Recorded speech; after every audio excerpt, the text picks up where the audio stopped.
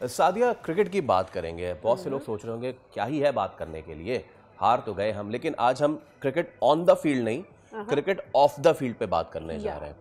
To the political ground मेरे ख्याल में बात करना बना दिया गया है इसको, बना दिया गया है।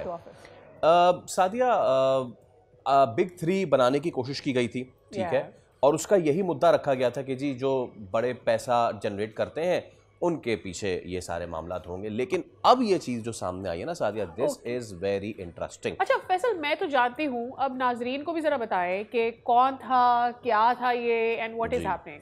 देखें सादिया, बात ये है कि भारत जो है उसने ये प्लान लेकर आया और उसके बाद ऑस्ट्रेलिया और इंग्लैंड को अपने साथ मिला के जी तो बिग थ्री करेंगे। और उसके बाद हमने देखा ये बड़ा बात है कि एवरी डॉलर जो आईसीसी कमाता है, हर एक डॉलर उसकी 70 सेंट्स जो है वो भारत जनरेट करता है। मेरा सवाल ये है कि अगर तो ऐसा है तो क्या इसका मतलब ये है कि भारत रूल्स को अमेंड कर सकता है, आईसीसी के कवानीन के साथ आर्म ट्विस्ट कर सकता है? लेटेस्ट जो थरथल्ली मची है इस वक्त दुनिया क्रिकेट में वो ये है कि क्रिस ब्रॉड, जो कि स्टुअर्ट ब्रॉड के वालिद हैं, और क्रिस ब्रॉड जो थे वो मैच रेफरी थे।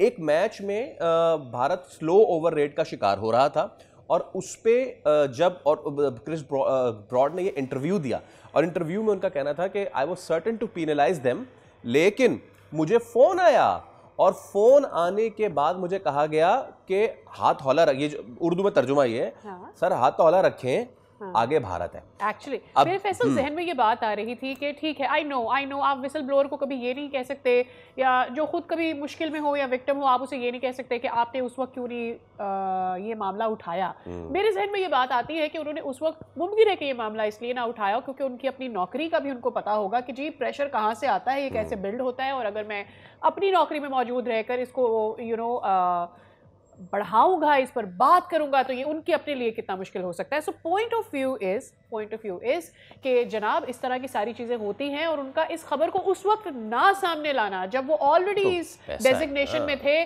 उसका भी पीछे भारत ही लगता है क्योंकि the pressure was coming from the same. इसमें सर बड़े बड़े नाम आ गए हैं, सौरव गंगुली, जगमोहन डालमिया, और क्रिस ब्रॉड की इस खबर की मजीद तस्दीक भी कर दी है इंडिया के ही साबिक कोच ने, ग्रेग चैपल ने। उन्होंने कहा कि ये मुझे बताया गया था कि ऐसा हुआ है, और जगमोहन डालमिया ने कहा था कि इनका जो है वो रिवर्ट कर दें सौरव गंगुली का, सो दैट वो 2005 के इंडिया पाकिस्तान मैच में जिसको बैन लगा था वहां से वो निकल के वो श्रीलंका जा सके। India has come from 2005 until now that they can get away with no handshake, no trophy taking and anything is happening right now. हमारे साथ आज मौजूद हैं साबिक टेस्ट क्रिकेटर हारून रशीद साहब। हारून साहब, अस्सलाम वालेकुम, सुबह बखैर। सबसे पहले तो बेहद शुक्रिया सर आपका that you are giving us time.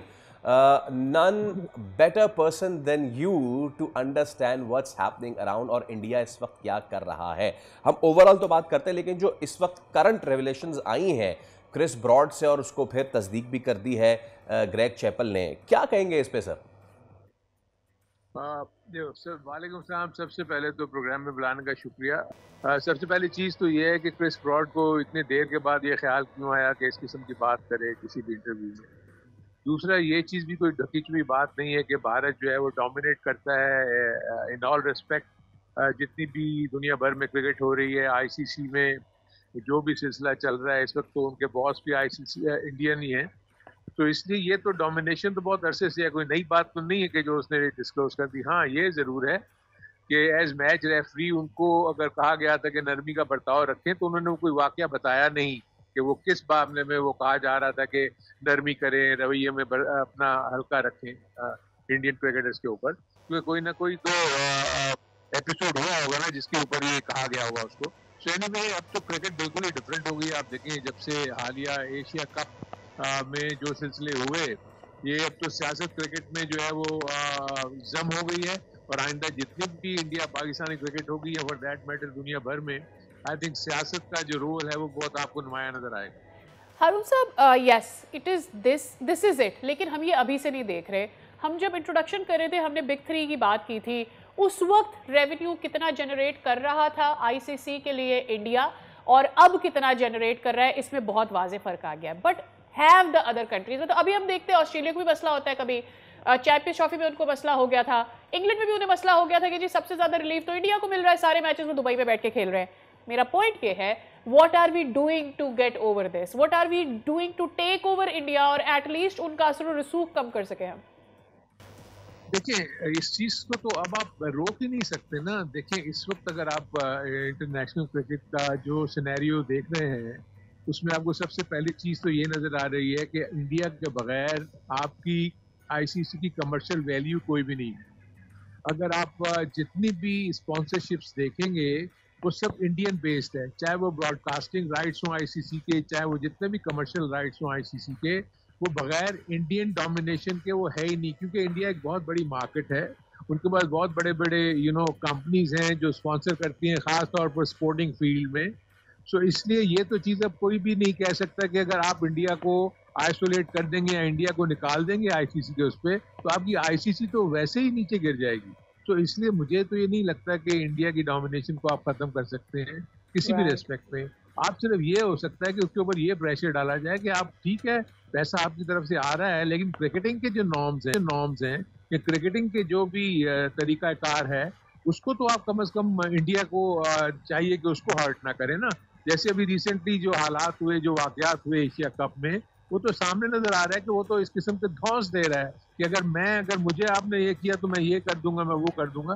तो इस किस्म के ऊपर जो जितने भी क्रिकेट बोर्ड्स हैं इंडिया के अलावा आईसीसी में, उनको मिलके जो है वो बैठकर ये सोचना चाहिए कि हम किस तरीके से इंडिया को इस चीज पे मजबूर, सिर्फ क्रिकेटिंग क्या पैसा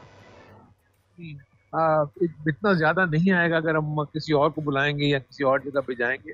तो उसके ऊपर वो जो है वो ये ना कह रहे कि जी वो पूरी की पूरी इसको हाईजैक कर ले क्रिकेट को और जिस तरह चाहे इस मर्जी आईसीसी को चलाए या क्रिकेट को चलाए दुनिया भर में। तो ये किसी तरीके से भी एक्सेप्टेबल नहीं होना चाहिए तमाम उन क्रिकेट बोर्ड्स को जो इंडिया के अलावा है। हारून साहब, एक तो ये चीज हो गई, एक दो ऑफ द फील्ड गेम में पॉलिटिक्स को घुसा के, ये तो एक चीज हो गई। 2011 का world cup, Saeed Ajmal 2 consecutive deliveries पे सचिन का एलबीडब्ल्यू हॉकाई के साथ छेड़छाड़, बहुत से लोगों ने कहा हुई है, बहुत से लोगों ने कहा नहीं हुई है। वहां से लेके अब जो फखर जमान का एशिया कप में जो कॉट बिहाइंड था कि जिसमें लग रहा था वो नहीं है, लेकिन क्या सर आप बता सकते हैं हमें कि इंडिया वाकई इस लेवल तक स्टूप डाउन कर सकता है कि वो इन चीजों में भी छेड़खानी कर सकता है? नहीं, मैं नहीं समझता कि इस किस्म के इस हद तक वो जा सकता है। हाँ, ये देखिए आप हॉकाई की बात करते हैं या इस किस्म की टेक्नोलॉजी की बात करते हैं, उसमें तो आपको पता है कि एरर्स हमें नजर आ रहे हैं। हमें सिर्फ हमें ही नहीं, इसका प्रॉब्लम सारी दुनिया की क्रिकेटिंग बोर्ड्स को या क्रिकेट टीम्स को हो रहा है। क्योंकि इसमें एक जो इशू है ना, उसमें सबसे बड़ा इशू ये है कि अंपायर्स कॉल का एक बहुत बड़ा कॉन्ट्रीब्यूशन में अगर वो आउट देता है और अगर विकेट को लग रहा है तो वो आउट हो जाएगा।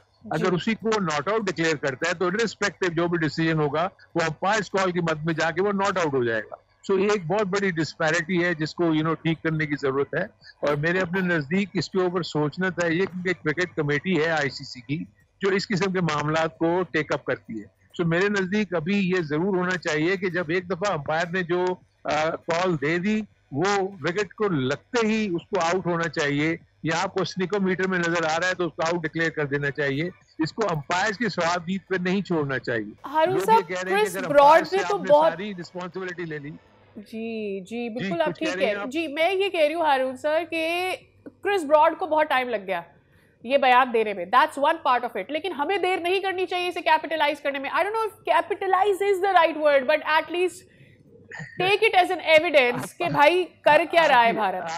आपकी बात को मैं समझ रहा हूँ। आप ये चाह रहे हैं कि पाकिस्तान किसी तरीके से प्रेशर एक्सर्ट करे आईसीसी के लेवल के ऊपर, लेकिन आईसीसी के लेवल पे प्रेशर सिर्फ उसी वक्त आ सकता है कि जब आपके दूसरे क्रिकेट बोर्ड जो हैं वो आपके साथ मिलकर इस चीज के ऊपर प्रोटेस्ट करें। मैं नहीं समझता कि दूसरे क्रिकेट बोर्ड आपके साथ मिलेंगे।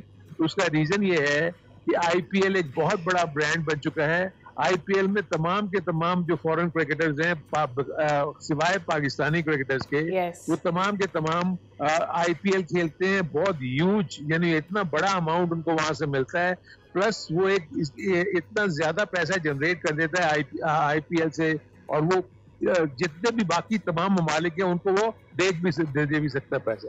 सो मेरे नजदीक ये बड़ा आसान काम नहीं है इंडिया को प्रेशर डालना। और जब तक तो अब ये जय शाह जब तक आईसीसी के चेयरमैन है, मेरे नज़दीक तो प्रेशर डालना बहुत ही मुश्किल लगता है। ऑल राइट, हारून साहब बहुत शुक्रिया, thank you so much for your time, और आपको दोबारा हम ज़हमत देंगे। तो सादिया, ये जो गुफ्तगू एंड हुई है वो इस बात पे कि क्योंकि इतना पैसा है भारत के पास तो ऐसा कुछ हो नहीं सकता है ऑल, बट मैं इसमें जो है एक और चीज़ मैं जो है ना ऐड करना चाहता हूँ। अगर भारत इतना विक्ट्रीज ना समेटता, इतना विक्टोरियस ना होता, कमिंग टू दैट 2007 का वर्ल्ड कप जो रिवर्स स्वीप ना मारा, रिवर्स जो मार रहे थे मिसबा, वो ना मारा होता, भारत को इतनी फतूहात ना मिली होती, तो क्या भारत की इतनी फाइनेंशियल स्टेबिलिटी होती? अभी भी एट दिस पॉइंट आपने टीम बेहतर करेंगे ना, ऑन फील्ड की बात की थी, अगर हम एशिया कप इतना क्लोज आके जीत जाते हैं। आई मीन, सब्सक्राइब करें और बेल दबाएं ताकि कोई खबर रह न जाए।